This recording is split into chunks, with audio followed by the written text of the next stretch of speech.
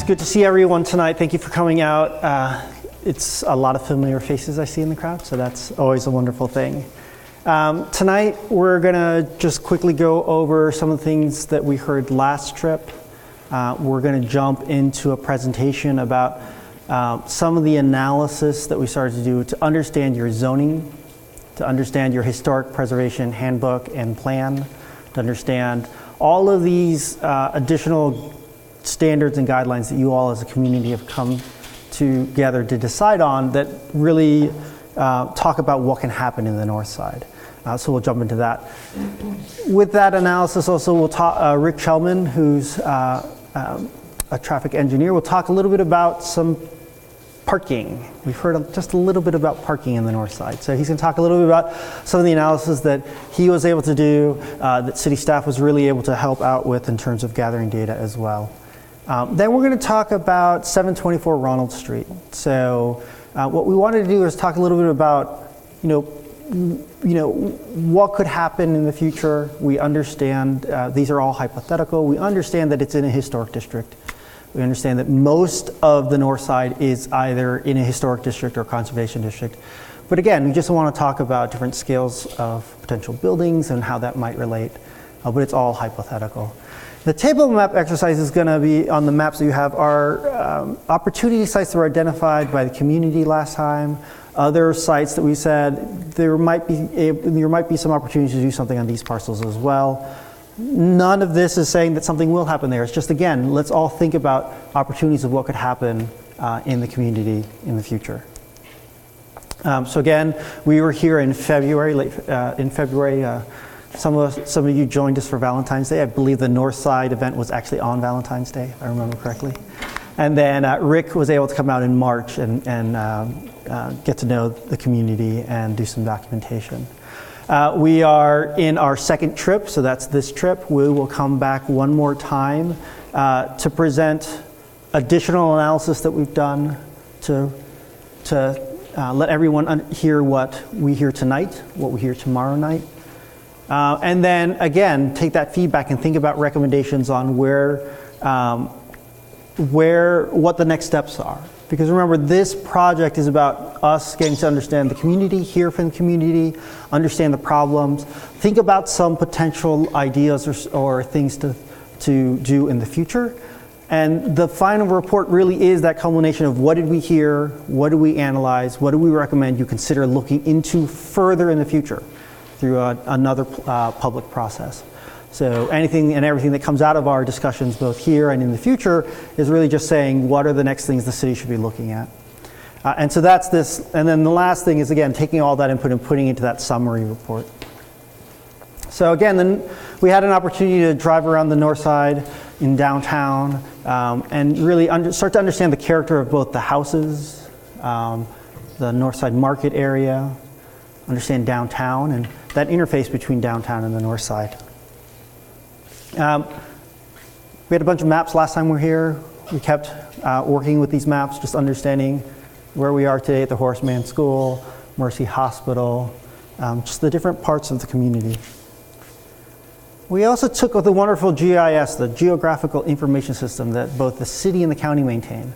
This really has some really rich data, right? It tells us how big are the parcels, lets us see the footprints of the buildings, understand how big typically are buildings in each of the different blocks in the community. And again, the important historic districts that you have and conservation districts that you have. So what did we hear? These may be very familiar to most of you. Lack of investment by landlords on rental properties. Right? That was probably the thing that we heard the most from both the public and from stakeholders. What about infill opportunities in the mixed use area? So what can happen in those places where you have the CB2 or CB5 zoning today? An increase in walkability.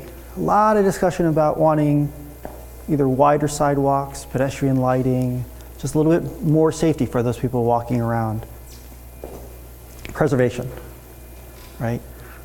You all have done incredible amount of effort and time has been spent on creating the historic districts and conservation districts, saying there is something special about these neighborhoods, and we want to hold on to those, and we want to maintain those. And then parking, right, which Rick will talk about in a little bit. Just that there are parking issues, particularly during the day in parts of the north side. I won't go through all of these, but we did document everything that we heard. We will come out with a report that will give you all of the topics that I talked about here and all the items on this as well. And we will have a PDF of this that we'll give to the city, of the actual presentation that will be posted. And again, we will have a report also. So for those of you, some of you are actually in these photos, who attended the Northside workshop last time, you all helped us with this map to help us understand. We asked you, what are some of the strengths in the community, right? What are some of the weaknesses, and what are some of those opportunity sites? And so some of those opportunity sites are shown on the maps here. And then as we looked at the maps, we said, well, there are other opportunity sites we see as possibilities as well on the maps. But in the mapping in particular, there's broken connectivity, traffic calming, alleys, right? What we heard was community has a wonderful network of streets and alleys. Those alleys are in various conditions. Some alleys are easy to drive in. Some alleys you probably want a four-wheel drive vehicle with good suspension. But you know that there's just these needs, and that there are these wonderful parks and institutions like Horace Mann School that we're in today that are vital to the neighborhood being knit together, right? This is a community gathering space. It's an important place for your children. Student housing market, big pressures, right, in this neighborhood. Students, parking, again, common theme of street lights and just general safety on the streets. And then there were just these general comments about, people noted that there were what appeared to be vacant lots or unused buildings or parking lots, and that there were opportunities in there. And so that's why in some cases on this map we have some parcels where what we noted is you had an 80-foot lot and there was a house that was on it, but it was set to one side. Is that an opportunity to have another infill house be built next to it? Right, so that we keep the house that exists today, but is there an opportunity to infill? We'll talk about that a little bit later when we get into the exercise. With that, I'm going to ask Dan to come up and talk a little bit about the zoning analysis. At the very beginning of a process like this, one of the things we do is we pull up the hood of your zoning code, take a closer look at it, and what I would say is, in the perspective of the Northside neighborhood, there's two lenses that we put on. Number one, thinking about all of these historic preservation and conservation efforts that you've put into place over the course of the last 20 plus years, and thinking about, well, has your zoning done a good job of reinforcing that intent? What's pretty obvious, which is similar to every other community that we've worked in, is you have base zoning districts that needed a lot of extra support and sort of layers of standards and processes to actually meet your intent of your historic preservation. And that's pretty common, and it seems like they've actually been fairly successful in achieving those goals. But we want to kind of really drill down into that and understand what's working, what's not, what could be done better. Are there things that could be done better? And the second set of lenses that we put on here, because this was the directive that one of the reasons we were brought in, is looking at this range of missing middle housing types. That range of types, the duplex, a fourplex, a small mansion apartment. And what is your current zoning code enabling this full range of housing types? And if not, like where might there be good areas to enable more of these, or what obstacles are in place to remove to enable this range of missing middle housing types? So what I would say is that we're still kind of right in the thick of this. It takes a while for us to come in from the outside and truly understand your zoning code and the way that it works, and it's invaluable for us to come and sit down with your staff and say, this is this was our first pass at making this assessment. What did we get right? What did we get wrong? How do you feel about this? But I know this is impossible for you to see, but just looking at the extents of the Northside project area, we took a handful of the residential zoning districts And we also looked at a couple of the commercial zoning districts to get an understanding of this great little neighborhood center that you have in the Lynn Street area, and sort of how your code is regulating that particular area in terms of a transition into the neighborhood from downtown.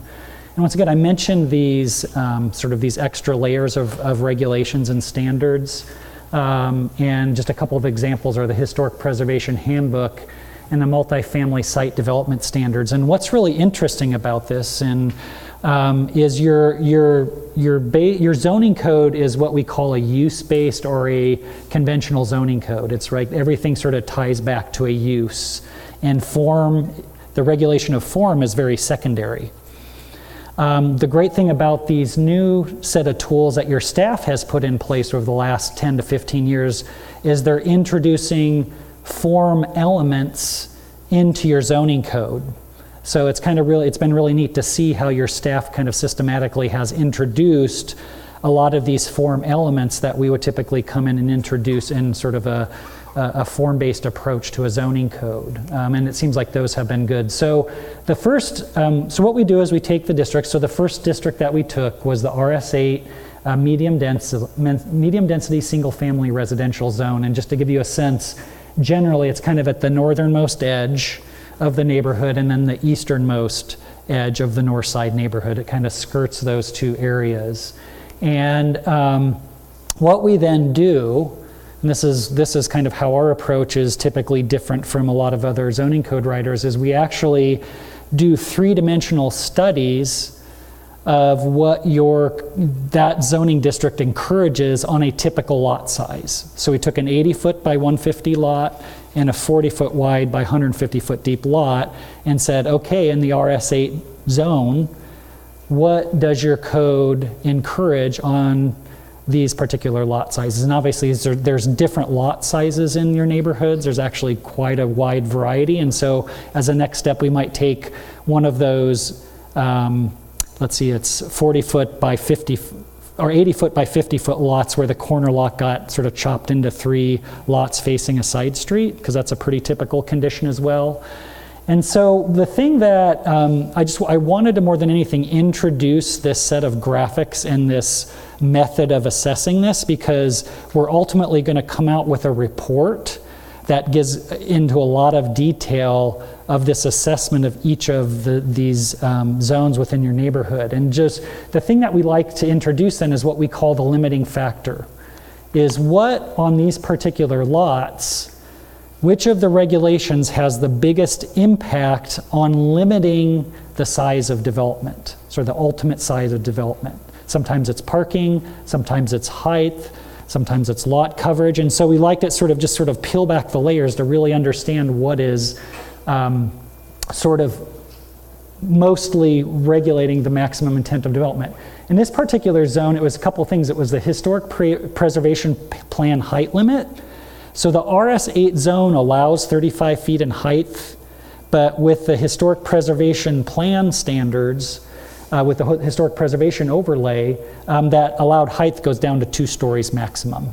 So that sort of ensures that the scale of the building stays in a compatible scale with its neighbors. And the other thing is just the allowed densities or uses. And so the allowed uses in this particular zone are single family detached, which is just a house, duplex, which is 2 units on 1 lot, and then a single family attached, which would be like a row house or a duplex side by side. And the interesting thing about this, though, and we'll talk more about this as we unfold this, is the minimum lot sizes are actually such with the duplex and the attached single family that economically it wouldn't ever make a lot of sense at this point in time to actually do a duplex or a attached single family. So we're going to dive down a little bit more into that and explore that. So then we jumped into the RNS 12, which is the neighborhood stabilization residential zone, and it's kind of the core of the neighborhood, sort of north and south, and then there's a little tail of it that comes off to the east here. But what's interesting about this one is that, once again, we took the typical 40 by 150 and then the 80 by 150 lots and studied hypothetical build out with this. And so basically the maximum building coverage is what had the biggest sort of impact on limiting the scale of the buildings on these sites, and then the building setbacks themselves. One of the things that we're discovering in all of these residential zones is that the biggest weakness is that there's nothing actually limiting the length of a building along a street frontage.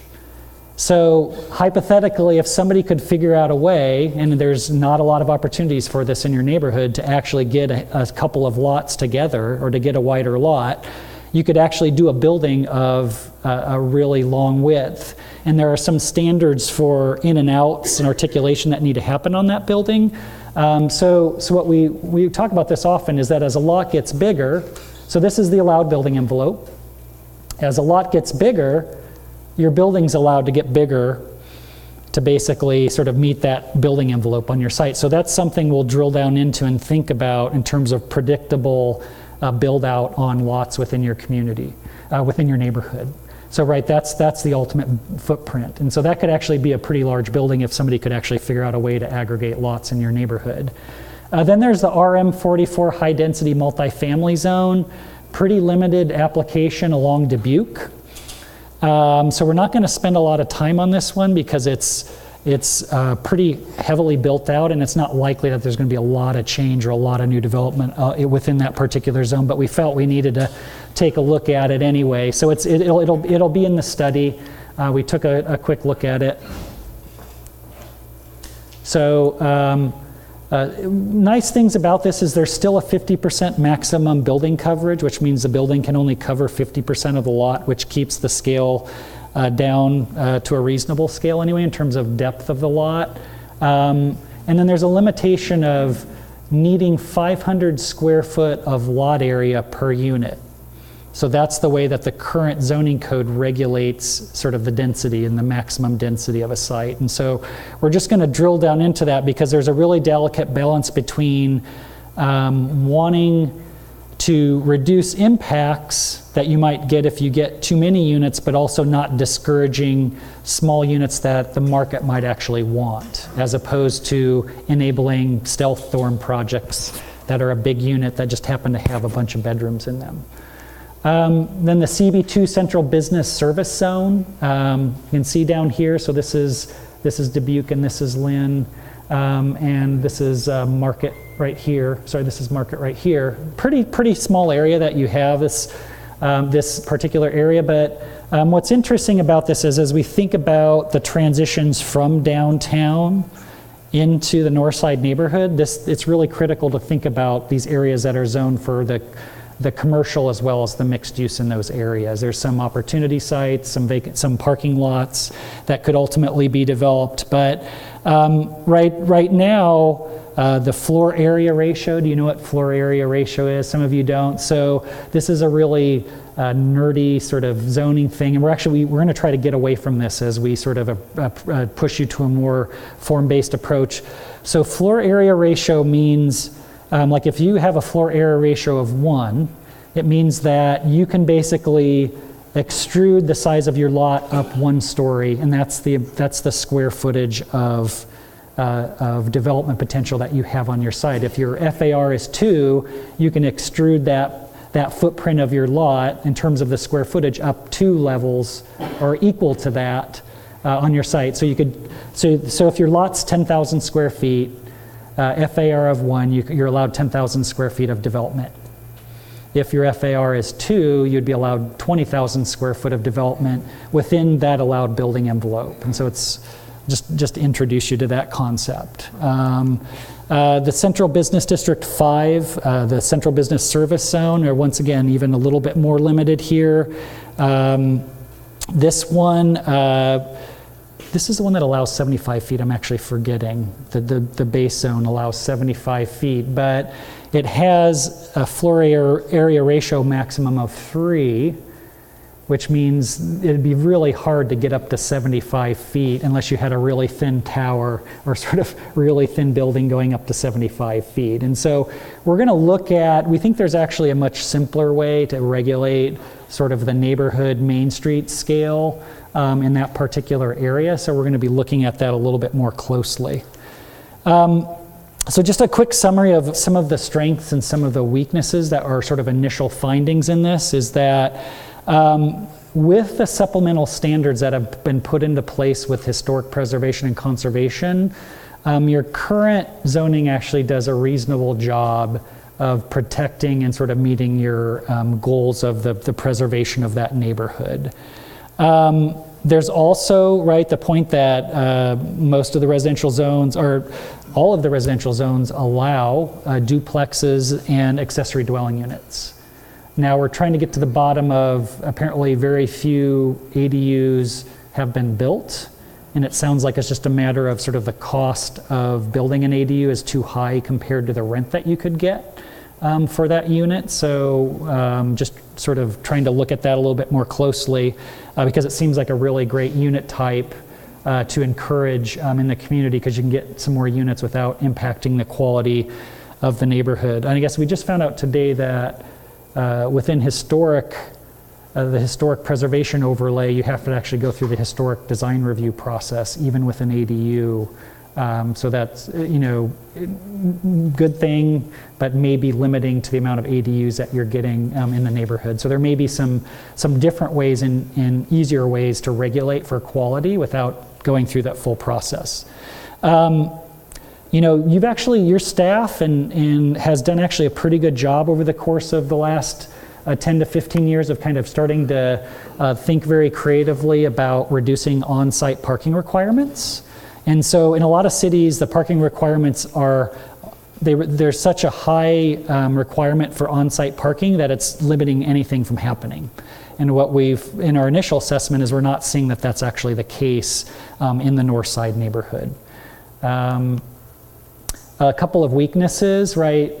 All the intents of those layers of extra regulations are really good, but they add up to create a fairly complicated system, both for staff to administer, as well as for like a builder or even a community member to try to figure out like which 3 or 4 documents do I need to look at to actually find all of the standards that I need to understand the intent. So there can be a lot more predictability and clarity and usability, and at the same time reinforcing that really good intent. Some of the standards could be more carefully adjusted and calibrate, what we call calibrated, to address and relate to existing conditions. And one of those I was talking about is like the width of a building, sort of setting a maximum width of the building, and even increasing the rear setback so that the building can't go super deep into a lot. And so there's some really fine-grained tweaks that can be made. And it's more form-based, thinking about the ultimate form as opposed to FAR or density or lot coverage. It's actually, let's just get really specific about what is the maximum building size you want in each of these areas of the Northside neighborhood. The way your current zone districts work is they don't actually introduce a full range of missing middle housing types. They introduce a duplex, they introduce townhouses as single family attached, but they don't specifically, then it jumps to just multifamily. And so that clumps like the cottage court or a fourplex or a mansion apartment as multifamily, and the code can get more fine-grained at enabling a broader range of missing middle types in the right locations, instead of just classifying everything outside of the duplex and the townhouse as multifamily.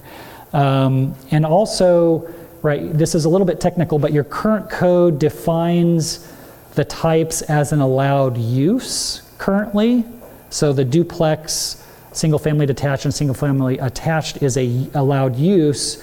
And what we usually do is define a specific form, define those types as a specific allowed form. So the building can be this wide, this deep, this tall, and this is how it sits on a lot. So once again, it's sort of getting to a more form-based approach to regulating those types.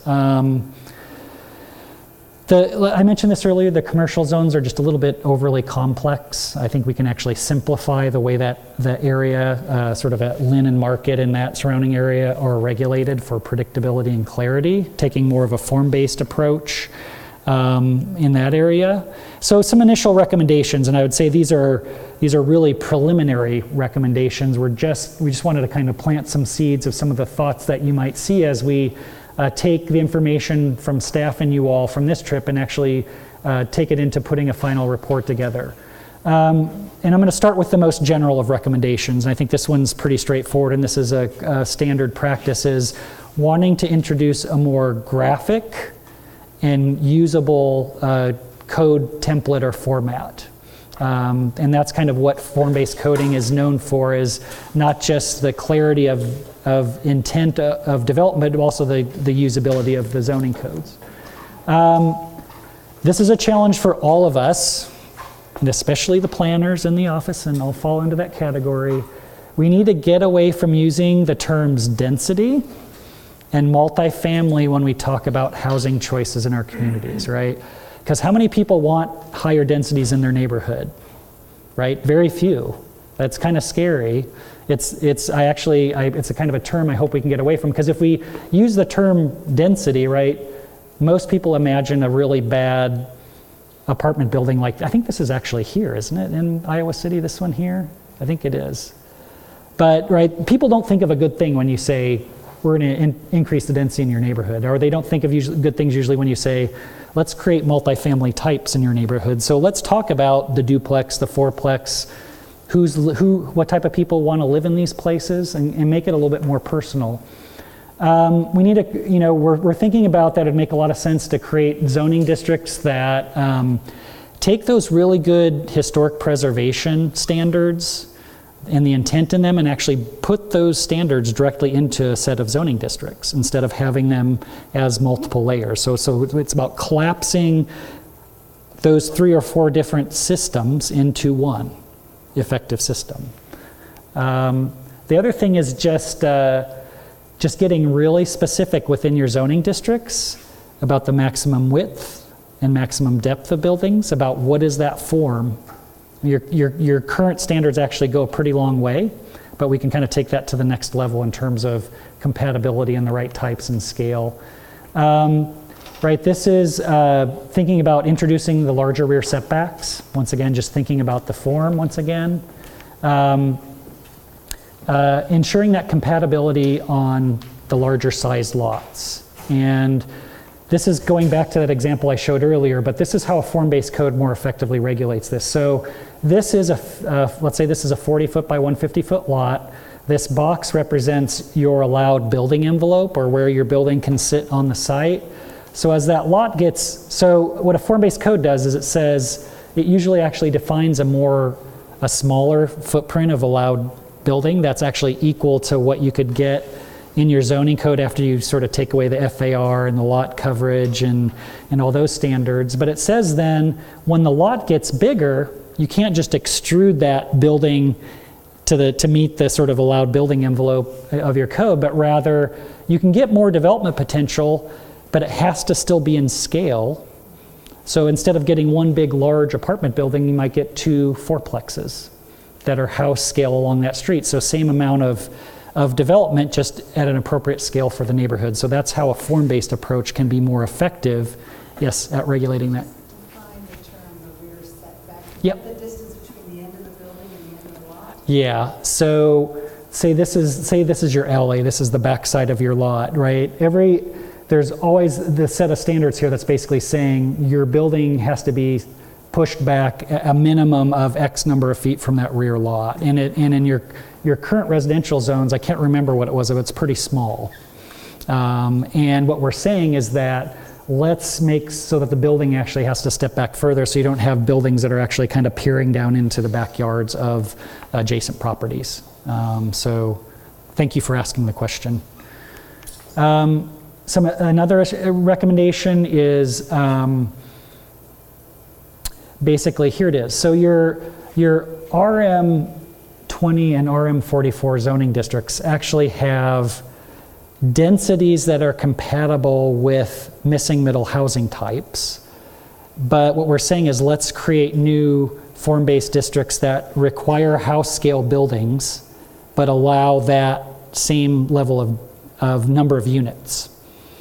so where you can pour those units into a house scale building as opposed to a larger building. And just, once again, introducing this broader range. Like, let's think about all of these types: a courtyard apartment building, a 8-plex, a 4-plex, a stacked duplex versus a side-by-side duplex. Let's just sharpen the pencil and make sure we're enabling the right mix of the full range of types that would be appropriate in it might be in sub areas, right? We'd likely take sub areas that like are currently defined and think about that really carefully. Collapsing the layers to simplify the process. Okay, this is really important. So getting away from a system that tilts the playing field towards larger units. And I think with your occupancy changes at the state level, this is going to actually shift even more towards encouraging big single units.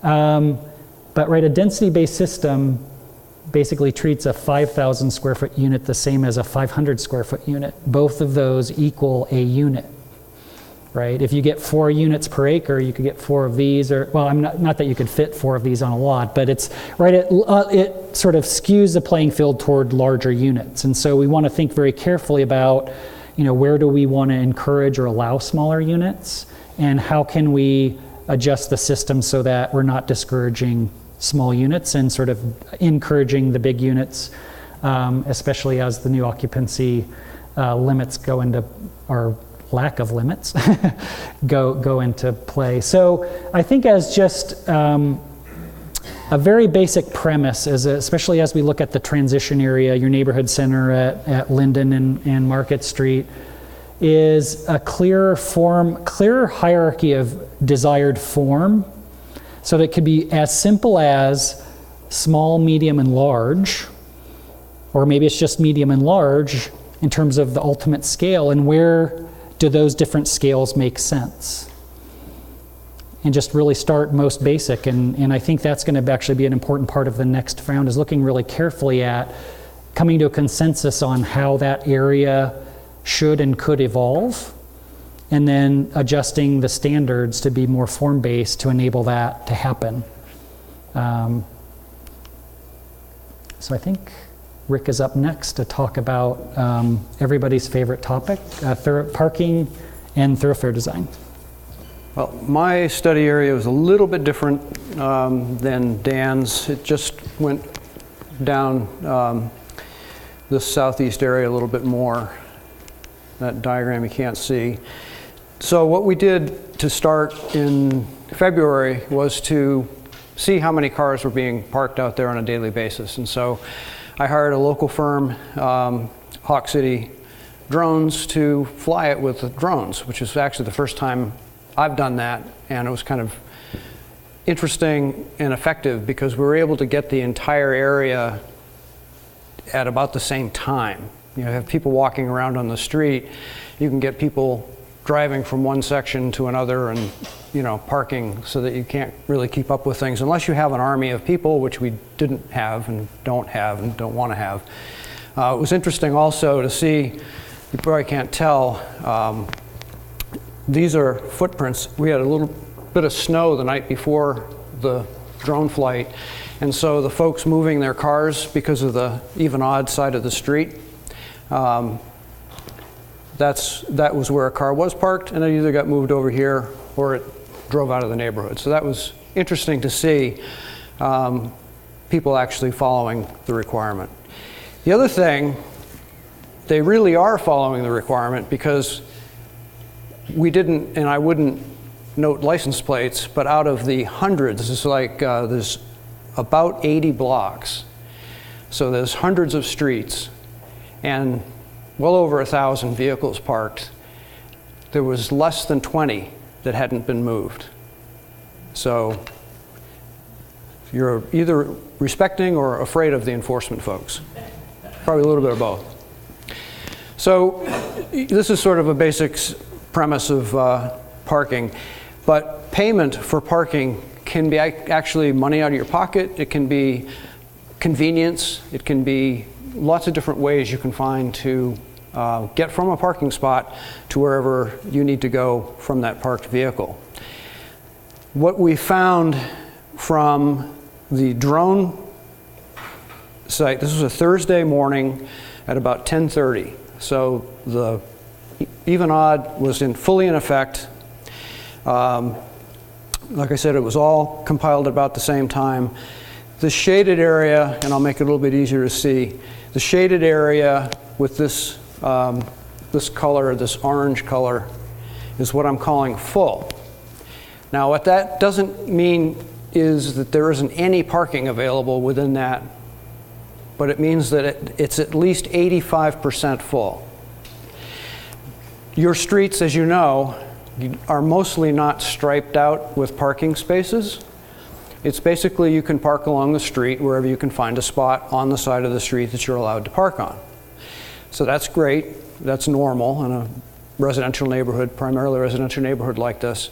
But what happens is if you have somebody or a bunch of people who could, if they all got really organized and fit 15 cars, because you can on some of these blocks, but they aren't parking like that, you might find that 11 is actually all you can get at that particular time, because maybe you've got one extra large pickup truck that isn't parked exactly right, or maybe it's all cars, but they're just staggered in such a way that it's just not, unless you get somebody who's like Ace Ventura parking standard, not able to slide into that parking space with 2 inches of clearance on either side.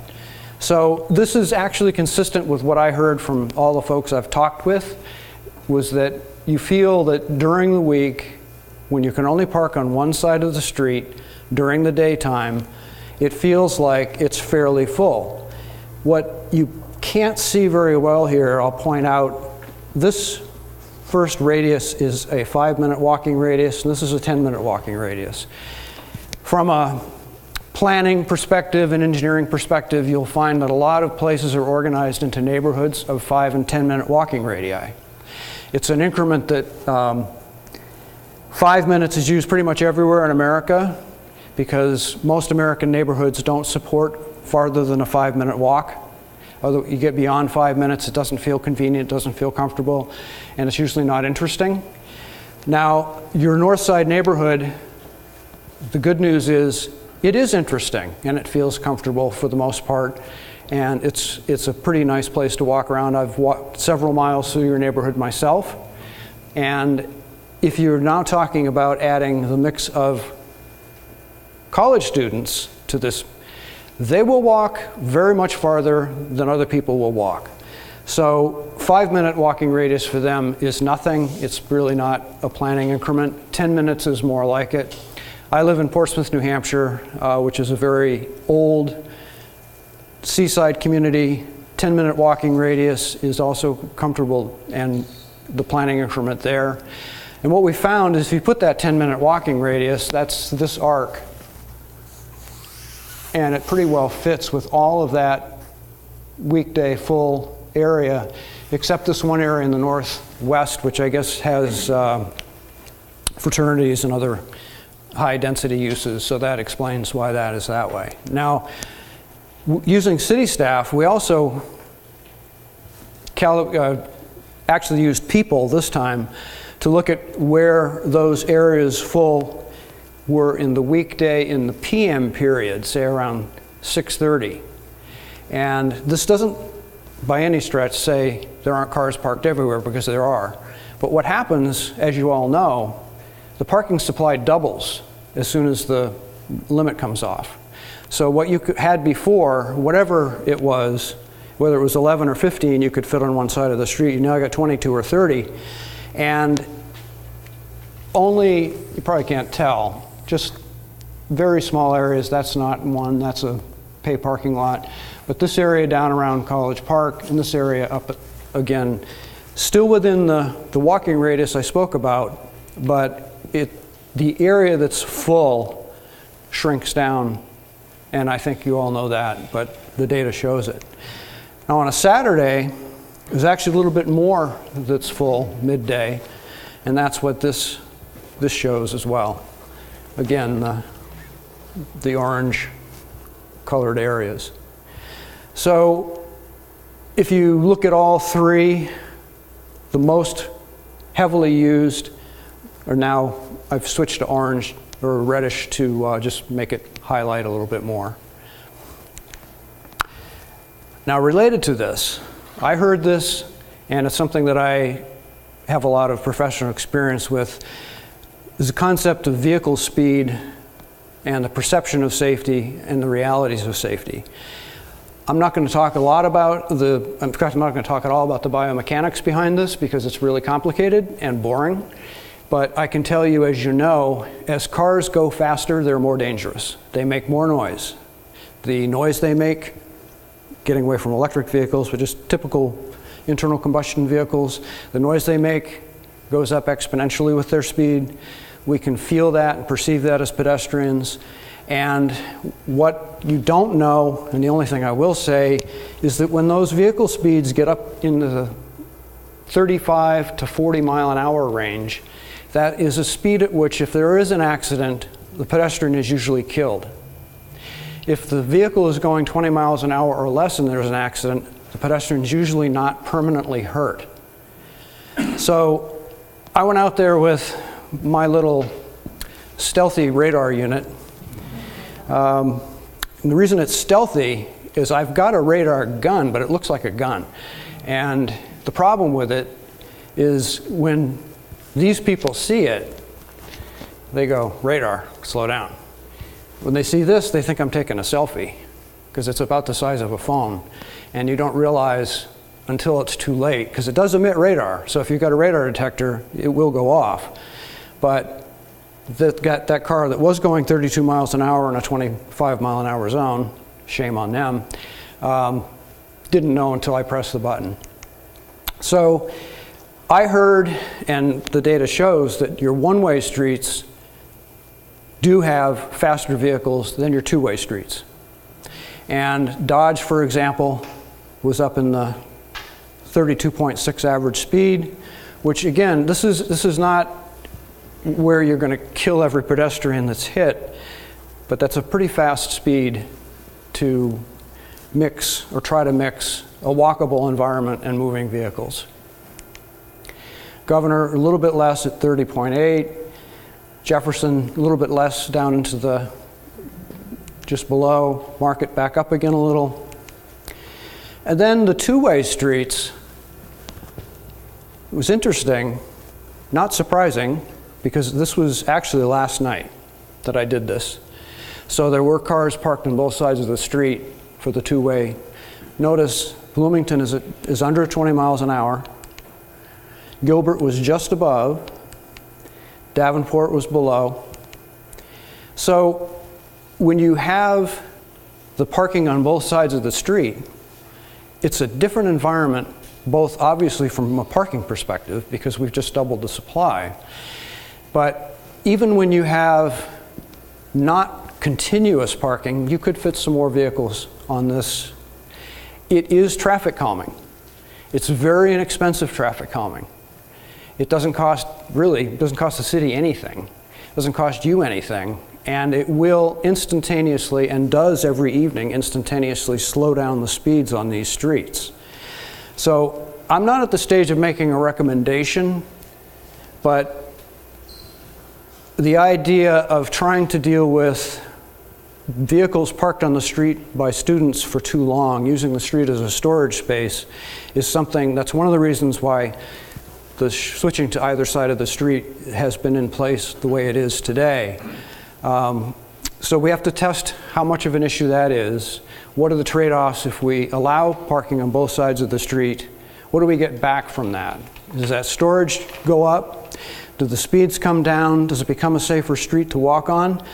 Because another thing, and this is anecdotal, I don't have data on this, I just have my eyes that I've seen this. When I was here in March, and then again this week, especially in March, almost every bicyclist that I saw in March was on the sidewalk, except for a group of what I call Class A cyclists. There was a group of 6 young women, all in Lycra, on Dodge, who were going at least as fast as the vehicles. Those cyclists will go anywhere, traffic doesn't bother them. But the cyclists I saw, most of the cyclists I saw on the sidewalks weren't just little kids or very old people. There were a lot of 20-somethings, a lot of college students, I would say, high school students, and other people who were completely capable of bicycling on the street, but for some reason they weren't doing it. And again, the street speeds make me curious about that. Why weren't they feeling comfortable on the street? One of the streets, I think it was Jefferson, I stepped into the striped bicycle lane last night to measure speeds, and I had a car go literally this close to me at 32 miles an hour. I could have tapped it. That's too fast to go that close to a pedestrian. Now maybe I'm, the type of person you want to hit because I look like, a target out there or something, but a guy from out of town. But it is something to think about, and I think we are going to consider allowing parking on both sides of the street. Now, I will say that's not an easy decision because you have an almost unlimited demand with the 30,000 students and lots of employees from the downtown area who have to pay for parking there, and it's all free out here. So if we double the supply, we will get at least some of that being used by those folks. So that we have to think about that. That will slow the speeds down, will traffic calm the streets. But if you have visitors, if you work from home, if you run an errand and come back and don't happen to have enough parking in the alley or in the back, can you find a spot? That's something we're still working through. And of course I have to figure out what to do with your magic bunnies because I found one glowing one, and they pay attention to the speed too.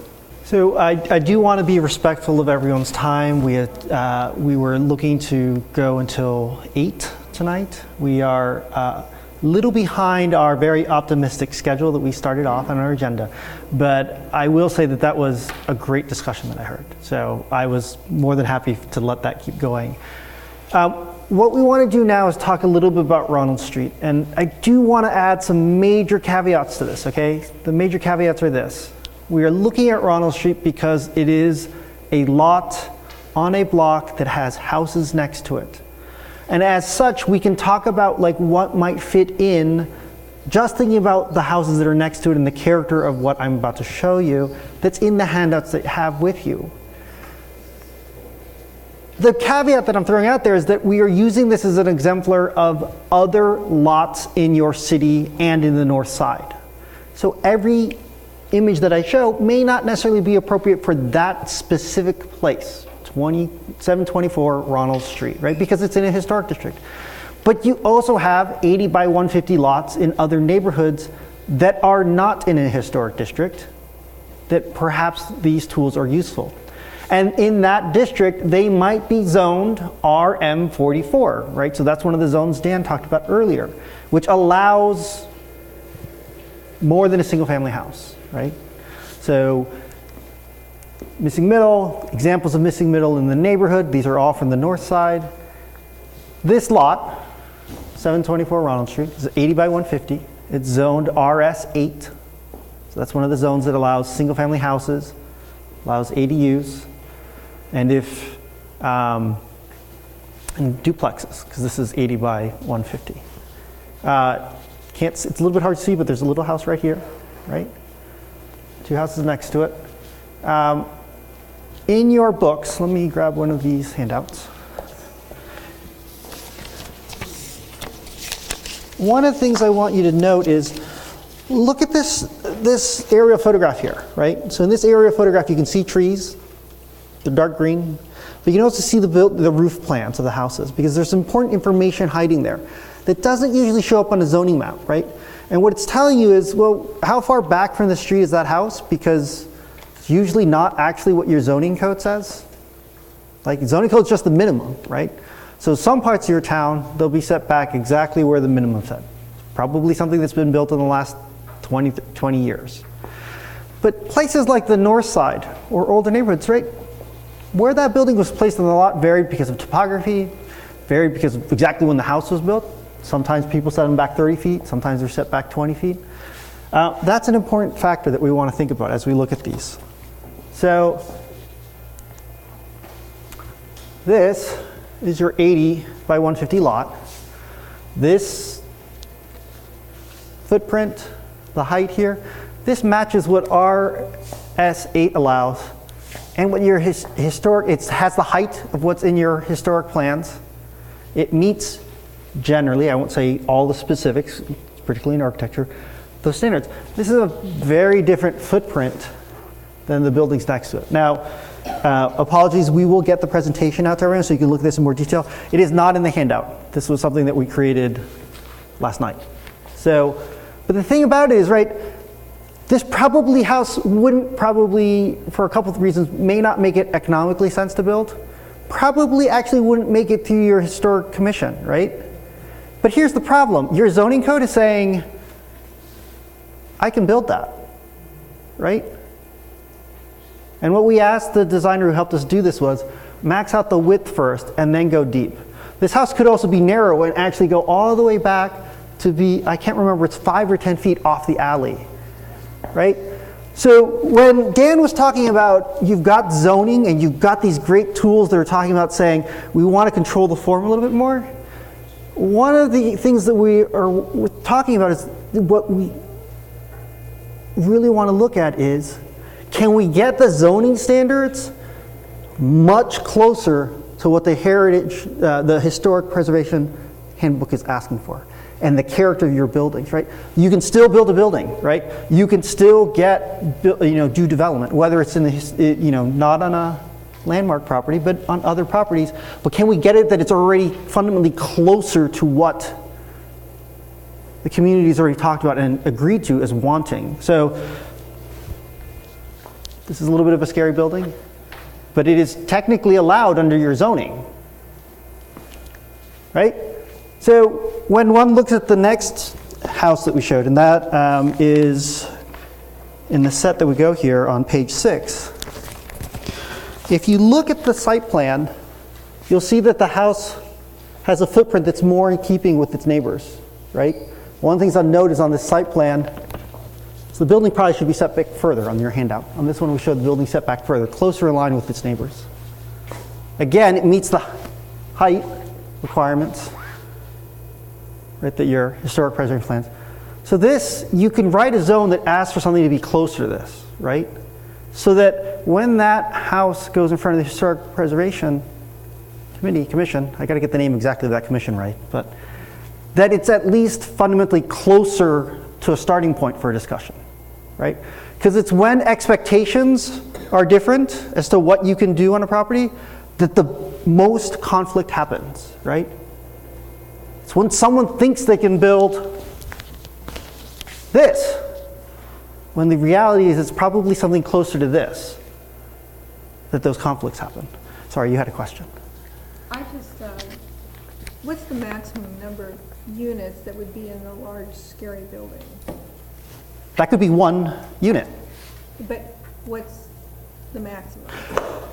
So if we're talking about this specific lot, so again, like I said, this lot in theory could be elsewhere where it's zoned RM40. But in this particular lot, my understanding is it's a single family house or a duplex is allowed. Okay.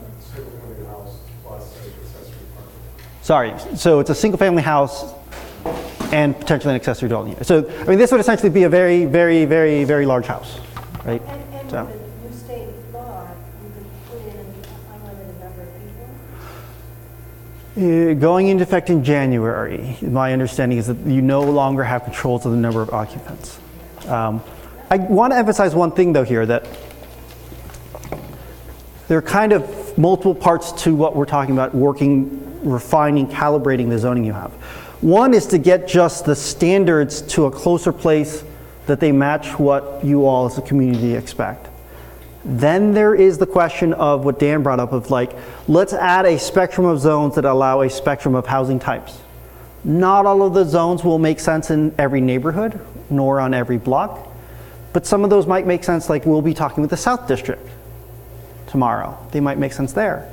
And then there is one last question, which is the occupancy issue, right? And so I like to break it into those three parts because in each stage, we can start to address issues we've heard, bring things to be more predictable and clear as to what you can actually do, but then in each of those, fine-tune how we actually control those three issues. Because the first one is just getting things clearer and more predictable, is to understand what you can do. The second one is giving you a diverse set of zones that you can then map. So the mapping part's the important part, because where does it actually show up in the city? And then the last part about occupancy is really across all zone districts you have today, zone districts you might have in the future. So I like to keep those as three distinct topics. Right, you can do a single family house with an ADU. If you take advantage, my understanding, if you take advantage of the single family affordable, under the affordable housing program, you can build 2 houses. A question to staff would be if you could actually build 2 houses and 2 ADUs, but you can build 2 houses, right? So again, these are 2 houses that are in scale with the neighborhood. Architecturally, they might need some tweaks to match your neighborhood, but again, you could build 2 houses.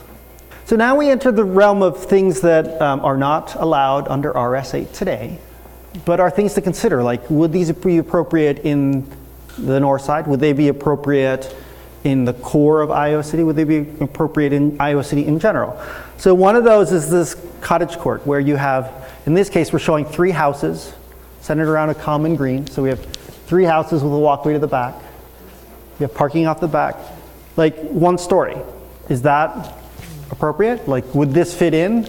You know, this house, if one was to take one of those houses and rotate it 90 degrees, is about the size of the house that exists on 724 today, right? So they're not very big. They usually tend to be somewhere between 650 and 900 square feet. And when you get to about 900 square feet, they're usually 1.5 stories, right? In this case, we're showing 1-story versions. One thing to note, as you look at each of these drawings, and this is where we talked about that rear setback, we're trying to respect the fact that a pattern in the north side, east side, and most of Iowa City, except for those 50 by 80 foot lots, they have rear yards, right? And so again, your current code doesn't really, doesn't recognize that as much. So that's one of the things that we would love to use, and so we're trying to maintain that on many of these. And that's why in this case, we would say that cottage, the last cottage in the back is 1 story. Again, because when you get 2 stories in the back, you can start to have privacy issues with your neighbors. If you're just building a carriage house like we showed before, because it's a carriage house, it's not a very big, you can be selective about where you put the windows. But usually when it's a house, you end up with a lot more windows, so it's harder. This is a triplex, so this is 3 units, side by side. And we showed a photograph earlier that was a triplex, right? So this is an option of what it might look like on that site, right? So it's about the size, if you look at it. If I switch really quickly back to this house, it's a little bit deeper than this house, but it's about the width of this house, right? So again, is this an option in the north side, in the core of Iowa City, further? A 4-unit building, so this is 2 units on the ground floor, 2 units above. These vary a little bit in size. Sometimes they're a little bit wider, sometimes a little bit shallower. Again, though, in terms of depth, they tend to be a little bit deeper, right? If we don't go wide, they go a little bit deeper. But on a whole, they match the scale of the footprints of the buildings next door, right? In this building in particular, these are probably 1-bedroom units, right? They're not going to be 2-bedroom or larger, just because of the amount of space that is here. You're not showing a garage, you're just showing parking spaces. We are, mostly to be very visible about the parking spaces. You could do garages, though. A lot of the existing properties in the north side that are these smaller, like you're showing, have an accessory garage that backs onto the alley. Yeah. So would that be allowed then in this building? That's a discussion point, right? I mean, a garage, yes. Accessory dwelling unit, I think that's a question to ask, right? If we're allowing them to put 4 units in this building, do they also need the accessory dwelling unit? I think that's a conversation that can happen. We are showing here that every one of the ones that we've shown, there's room to park it with at least 1 parking space off street. And then as you look at these later, you'll see that there's really space to even put a little bit more parking if you would like. Sometimes you could also put garages. The last building I have here is a sixplex, and this building is bigger, so you can see the footprint is bigger. Because we're getting 3 units on the ground floor, 3 units upstairs. And it's really starting to max out the parking in the back if you're trying to get 1 parking space per unit. So part of what we wanted to show is just this diversity of houses you can get that are the scale of a house. So it could be a series of cottages, they're 1 story or 2 stories. It could be duplex, 4-unit building, 3-unit building. To think about those different options. So this is a lot, right? We talked a lot today about different things. One of the things we wanted to do was the maps that you have in front of you, a couple of explainers here. They are opportunity sites that sometimes were identified by you all during the Northside workshop that we had. And some of the notes that were put in terms of opportunities are actually back here. So the blue dots here are the ones that were identified by community members. And where someone wrote a note, we tried to translate that note, and where people had multiple notes on the same parcel, we tried to combine them. We also looked at other parcels and said, there's an 80-foot lot, and there's a single-family house on one side. Is there an opportunity to put another single-family house next to it if it's scaled right and in the right architectural character? There are other parcels that they're actually outside of the north side, but they're kind of an opportunity to think about, well, what of these building types or other things do you think might happen on those sites? A few caveats beyond that. We have a big blue box here on top of the park. That was in error. We're not asking that the park change, right? The blue dot that was put by you all here was just saying, I remember because I was at the table when this conversation happened, was saying that park, maybe some improvements to the park can be made, as opposed to let's replace the park with housing or something else. But there is a lot next to it that's possible for something to happen on. For those of you who know the historic district and conservation districts extremely well, if somehow we put a blue box on a parcel that is a historic landmark, I would ask you to do 2 things. 1, let us know. 2, if it wasn't a historic landmark, and let's pretend it was somewhere else in the city, what do you think might work there, right? So first answer is, identify as a historic landmark, so we kind of understand that there are very strict regulations on that.